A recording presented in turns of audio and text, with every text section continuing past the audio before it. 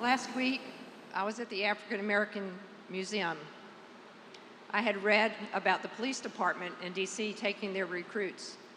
I thought, what a great idea to take our staff. It was more powerful than I could have imagined.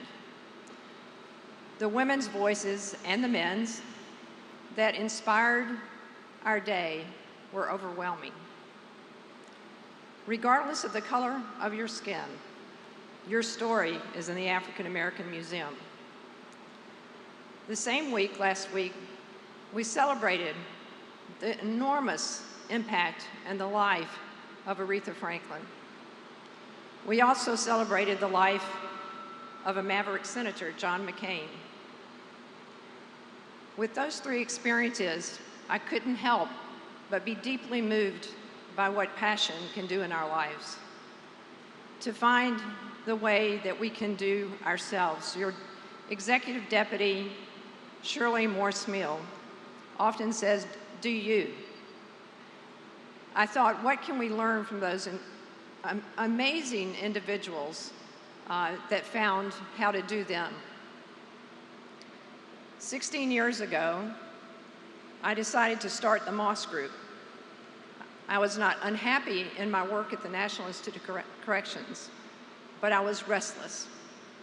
I had a struggle with not being able to fully do the work that I wanted to do because of the level of passion that I had. I was told by an advisor one time, as I went through a leadership training program and was coached, and I was quite hurt by it, that I took up a lot of space in my environment and that I probably am almost unemployable because I am so intense. And so I thought, well, I've got to really curb who I am so I can survive in this corrections world. And then after much thinking, soul searching, I decided that I would take a risk and create something that didn't exist. I was asked, what made you decide to start a business? I didn't decide to start a business.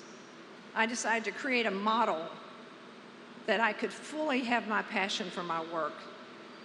And what I resonated with around Aretha Franklin, around John McCain, and so many of you, is what gratitude it brings to have a life path where you can fully express your passion and do it productively.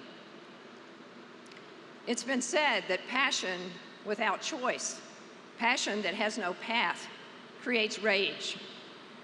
And I can see that, and I see that in so many of not only our population, but our staff. We can't kill passion. We have to find the choice and the path for our passion. 16 years ago, when I started the Moss Group, it was not with great anxiety. I was leaving a federal job with benefits, and I didn't have any money. But I decided if I don't take this risk now, I never will. I was 52. When I started the Moss Group, I did have a vision. I wanted a team. I'm a team sports person. I wasn't looking to start something that was just for Andy Moss. I've always wanted to be a missionary of some sort. I come out of the Bible Belt, and honey, we're called. And we're called to do what's in our heart, at least out of my household. So I felt called to answer what I saw in corrections as some very unspoken areas of need that we have in working with correctional staff and with the population. And I wanted to create, I had a vision to create an organization with a team of practitioners that cared deeply about what happened to individuals under our care and what happened to our staff along the path of their career. I wanted to be solution-oriented. I wanted to create an organization that was a trusted partner with correctional staff and the population all over the country. That was 16 years ago. I'm happy to say we're still very active. So what were some of the challenges? There were many. One is I kind of wanted to replace my salary. The first year, I replaced about half of it. It was pretty frightening. But one of the biggest challenges, I'll give you two challenges. One was what to call my organization. And I had just read a book that said, if your name is recognized, then use your name. If it's not, then create a title that says what you do. Well, I had been at NIC and working all over the country, and I had had quite a path around the issues of sexual abuse in confinement before PREA. And so I'd had the opportunity to be involved in a lot, but it felt very arrogant to name the company after me. So I struggled with that until my advisor on that issue, Susan Hunter, an icon in our profession, said, "You have to do that, Andy." So the first challenge was having the confidence to name my organization. I didn't really realize the implications that would have throughout the 16 years. Some good, some not so good. Another challenge was I a for-profit or a nonprofit? It was a 15-minute discussion. I had seen several nonprofits bite the dust and some pretty unhealthy things happening. And so I decided I wanted as much freedom as possible. So I'm a for-profit that operates very much like a nonprofit. There were consequences for that. So, you know, I don't have a lot of critics, but the critics I have would say she named the company after herself. By the way, these are very feminist women. I dare her name the company after herself. And that really is painful.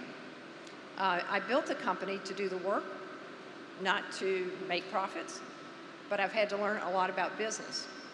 So I've had positive things happen that made creating the organization a joy, and I've had things happen that have been real surprises.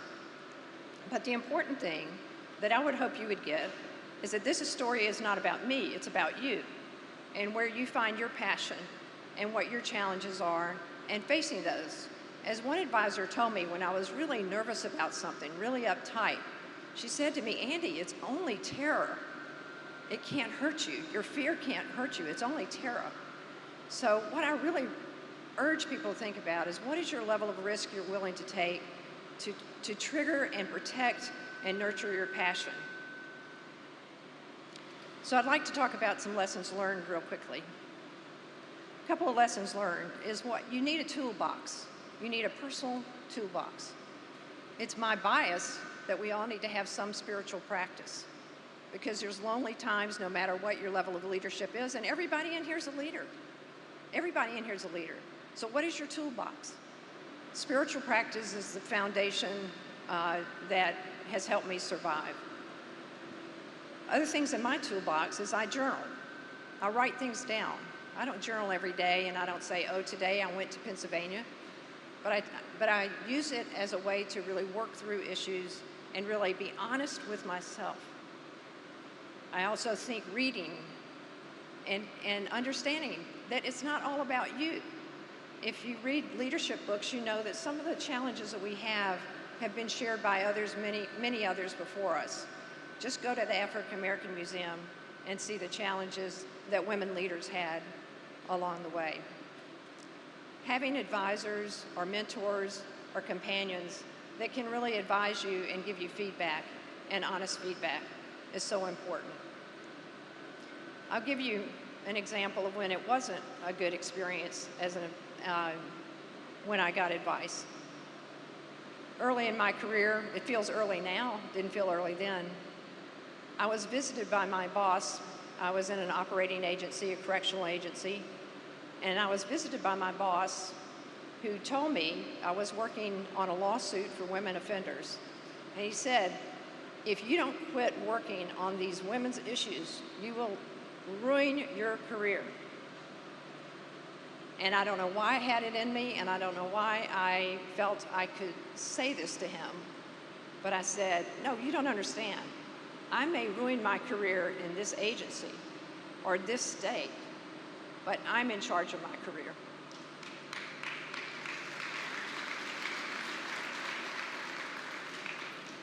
And he did fire me. That's okay. It's one of the great things that happened to me. So think about your toolbox, think about your advisors, because there will always be people that want to take your joy. Like I said, I don't have a lot of critics, but very recently I had some painful criticism. And so I think one of the hardest things about following your passion is sometimes being misunderstood. And so when you are misunderstood, do what you can to straighten it out, to be honest, but also to reflect back about what part of that is true that you need to work on. But don't let people take your joy. Life becomes very short, and you want to make sure that you are doing what is your passion. So I've talked about why I started the Moss Group. I've talked about just the lack of thinking about it as a business, but more as a contribution. Some of the struggles, there are always struggles around a business. You're trying to make sure you make enough money to pay your staff. The challenges are clearly there. The joy at doing what is in your heart, the joy of seeing people around you grow, the joy of hearing Marcia this morning, the joy of hearing the major, the joy of seeing people who are aligned with their values and living those values is something that you cannot put a dollar mark on. And so my comments to you would be, know your why. Why are you doing what you're doing? And if you change the direction in what you're doing, you also need to know how you're going to do it. I wish I had known more about business, but I have enjoyed learning how to pull it all together. I want to go back to Aretha Franklin. I want to